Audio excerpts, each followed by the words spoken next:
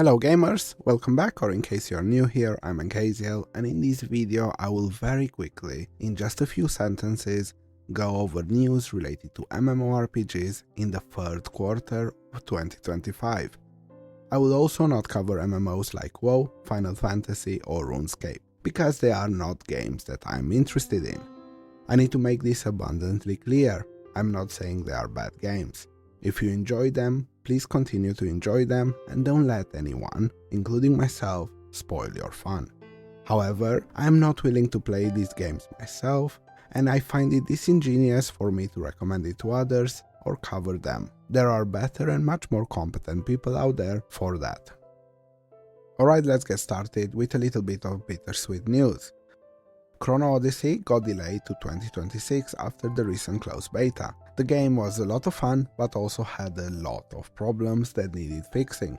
So hopefully, this will mean we will get a much better game in 2026. Blue Protocol is finally releasing in October 2025. This is a cross-platform anime MMORPG. You can play it on Steam, Epic Games or mobile devices. It's nothing groundbreaking, but it might be fun. The closed beta had a good reception, and being one of the very few new releases this year, hopefully it will keep us busy for a while. More importantly, it is no longer published by Amazon Games, so at least there is a chance that the game will be managed by competent people. Bellatores had a closed beta recently. From the looks of it, it seems like it's going to be an old school MMORPG with static combat and long casting times. If you are looking for an old school MMO, this might be for you. Otherwise, the slow tactical combat will probably be a negative and will turn you away.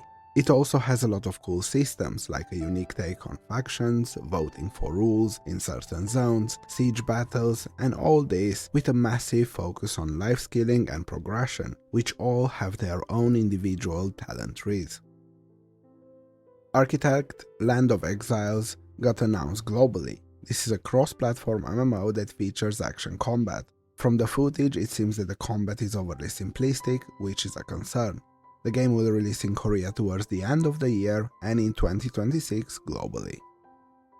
Aion 2 released gameplay footage. It looks very similar to Throne and Liberty, just without the weapon switching, and it has a proper mount and flight system. At the end of the day, the biggest problem Throne and Liberty had and still has is being published by Amazon Games. At this time, there is no news who will publish Aion 2 yet. It will release in Korea towards the end of 2025 and globally in 2026. Project Triple L has finally got a proper name. It is called Cinder City now. This is a shooter MMO with a sci-fi theme. Helicopters, mechs that can be piloted, interdimensional beings, genetic monstrosities. It seems to have a lot of very cool things in its setting. The release date is set for 2026. Project Ghost had a few content creators test the game and release interviews with the developers as well as gameplay footage. This is an MMO made by a popular developer with a very good public image, Greg Street, known online as Ghost Crawler. However, Project Ghost is far from release, maybe a few years, but they are trying something new and collecting feedback. The basic idea of this game is that the game is split into two major elements, red shards and blue shards. Red shards are the typical MMO content, while blue shards are a sort of procedurally generated zones with roguelike mechanics. ArcheAge Chronicles, the sequel to ArcheAge, had a developer letter where they talk about how the game will be focused on immersion and exploring the world in smaller groups rather than on the massive element of MMOs, which is a trend nowadays anyway in the genre, and the fact that these developers understand this is a good thing.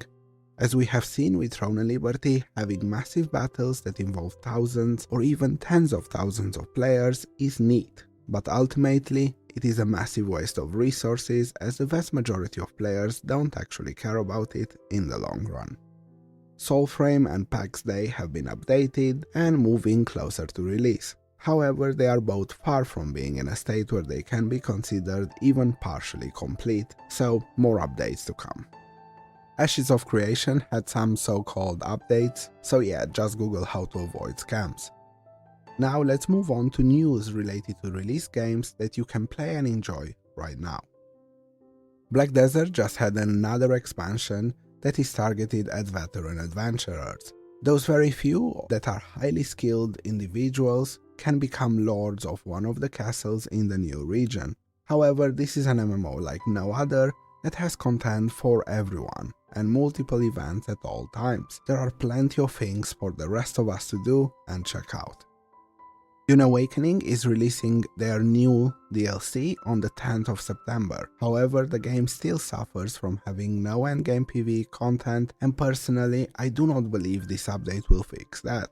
However, if you are a Dune fan, this is a great game to sink 50 to 100 hours into, especially now after the vast majority of problems have been addressed.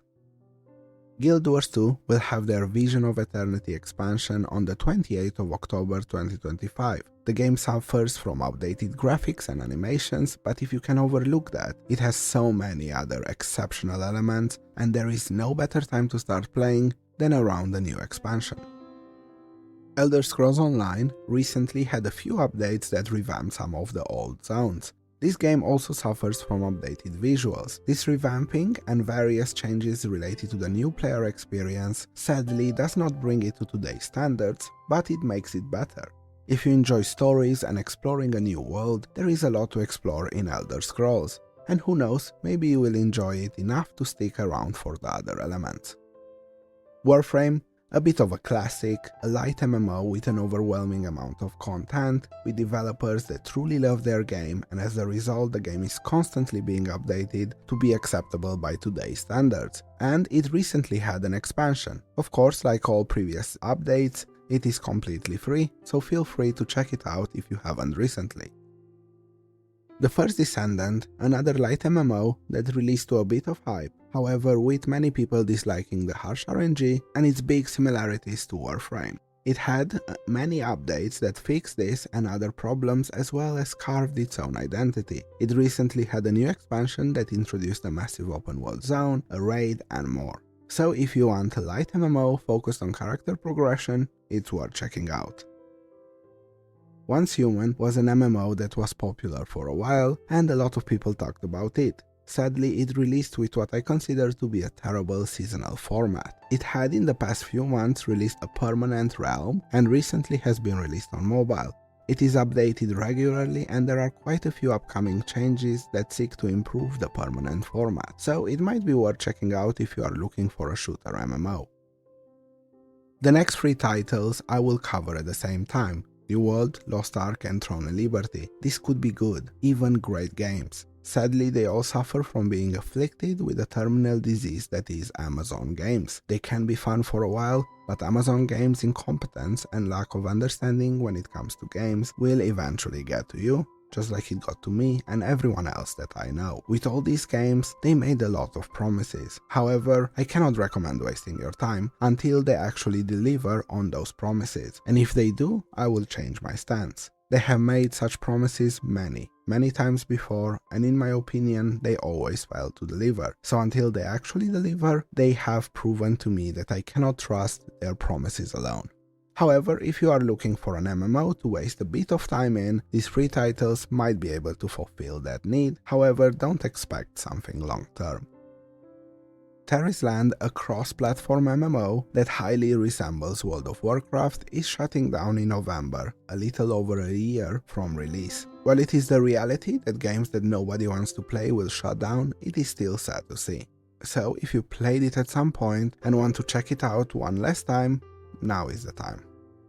That's it for the video. If you made it to the end, thanks for watching. I hope this video gave you some games to look forward to, or some games to check out and play right now. Feel free to comment, like and subscribe, or don't. See you in the next one, gamers.